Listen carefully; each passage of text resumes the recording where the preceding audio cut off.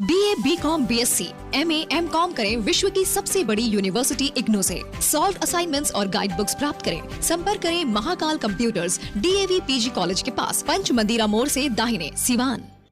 गांठ बांध लीजिए। किसी भी गठबंधन में अगर मुख्यमंत्री नीतीश कुमार मुख्यमंत्री हैं तो चिराग पासवान विपक्ष की ही भूमिका में होगा। सोशल मीडिया में पूरी तरीके से राज्य सरकार मुख्यमंत्री नीतीश कुमार जिम्मेदार हैं।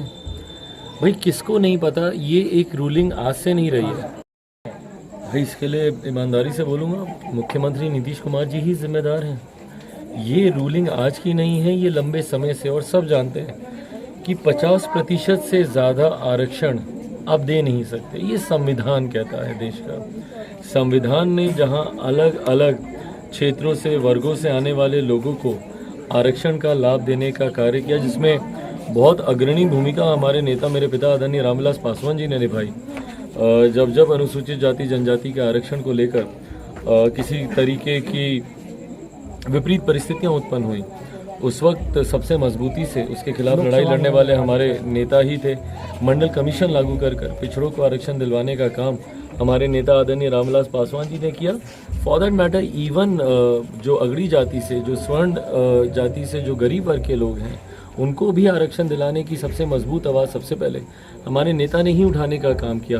पर जहां इन तमाम वर्गों को आरक्षण देने की बात हुई, वहां ये बात भी स्पष्ट संविधान के द्वारा की गई थी कि 50% से ज़्यादा आरक्षण नहीं दिया जा सकता है। ऐसे में वोट बैंक को लुभाने के लिए, या पुनः मैं वही बोलूँगा कि एक छोटी राजनीति के चक्कर में जिस तरीके से मुख्यमंत्री जी ने आरक्षण का एक झुंझुना वर्ग विशेष को दिखाने का प्रयास किया, जिसकी वजह से वो भी जानते थे कि भैया चुनाव इस कारण से रद्द हो सकता है क्योंकि ये गैर संवैधानिक है, और कोई भी अगर कोर्ट में जाएगा, कोर्ट की रूलिंग पहले ही इस बात को स्पष्ट कह चुकी है कि 50% से ज़्यादा रिजर्वेशन आप दे नहीं सकते। तो ऐसे में चुनाव रद्द होना ये स्वाभाविक था।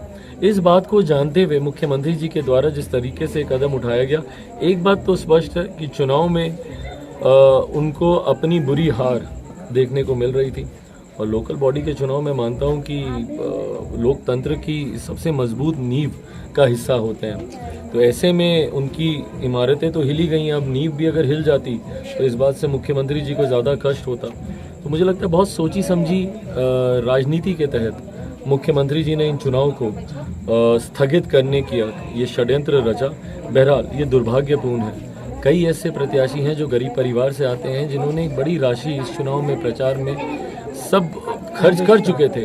तो ऐसे में कई ऐसे लोगों का बहुत ज़्यादा नुकसान हुआ है, और मुझे नहीं लगता कि बहुत जल्द इस पर कोई फैसला, क्योंकि अब कोर्ट की भी रूलिंग है, कोई बहुत जल्दी इस पर कोई निर्णय आएगा। और इसी तरीके से 6 महीने साल भर तक मुझे लगता है ये विषय खिंचेगा, और सिर्फ इसके जिम्मेदार मुख्यमंत्री नीतीश कुमार हैं। क्या एनडीए या महागठबंधन? भाई ये जवाब आज की तारीख में मैं उस स्थिति में नहीं हूँ कि मैं आपके इस प्रश्न का जवाब दूँ, क्योंकि मेरी प्राथमिकताएं अभी चुनाव नहीं है। चुनाव जब आएगा तब ज़रूर वो प्राथमिकता बनेगी, पर आज की तारीख में कोई चुनाव, ना मध्यावधि चुनाव है, ना लोकसभा के चुनाव है। 2 सीटों पर उपचुनाव ज़रूर होने, जिसको लेकर बिहार संसदीय बोर्ड ने एक फ़ैसला पहले ही कर चुके हैं। हमारे बोर्ड के अध्यक्ष उल्लास पांडे जी के द्वारा कुछ फैसले लिए गए हैं, जिसकी जानकारी कल मेरे साथ साझा की जाएगी। तो संभवतः इन उपचुनाव में हम लोग की क्या भूमिका रहेगी, इसको लेकर कल से परसों तक एक क्लैरिटी आ जाएगी। पर जहाँ तक रही बात किसी के साथ स्थायी रूप से गठबंधन में जाने की, आज उसकी ज़रूरत नहीं है क्योंकि चुनाव नहीं है सर पे। और दूसरा, बिहार में भाई गठबंधनों के मायने नहीं रहे। आप लड़ते एक के साथ हैं गठबंधन में चुनाव, और आप सरकार चलाते दूसरे के साथ हैं।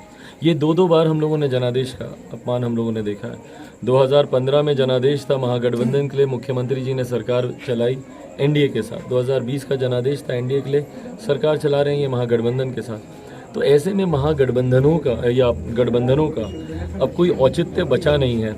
मैं नहीं मानता कि 2024 लोकसभा चुनाव आते आते तक जनता दल यूनाइटेड और राजद एक साथ रहेंगी। जिस तरीके से दरारें स्पष्ट दिखने लगी हैं, इनके कृषि मंत्री इस्तीफा दे देते हैं, मुख्यमंत्री जी के अधिकारियों के ऊपर भ्रष्टाचार के आरोप लगाते हुए मुख्यमंत्री बोलते हैं 0 टॉलरेंस है हमारा।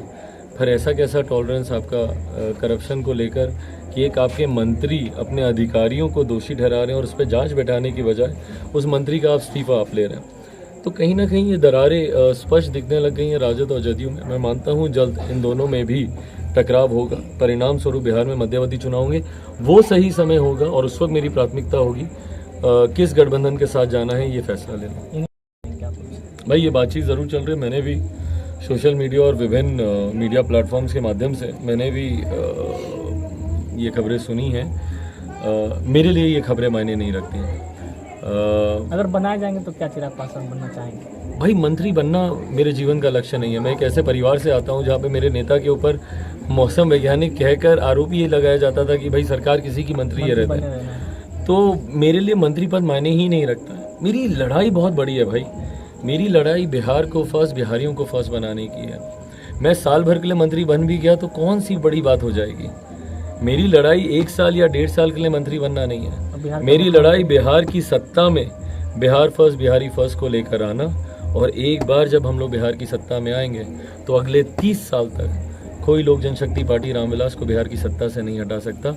इस मजबूत तैयारी पे मैं फिलहाल काम कर रहा हूँ।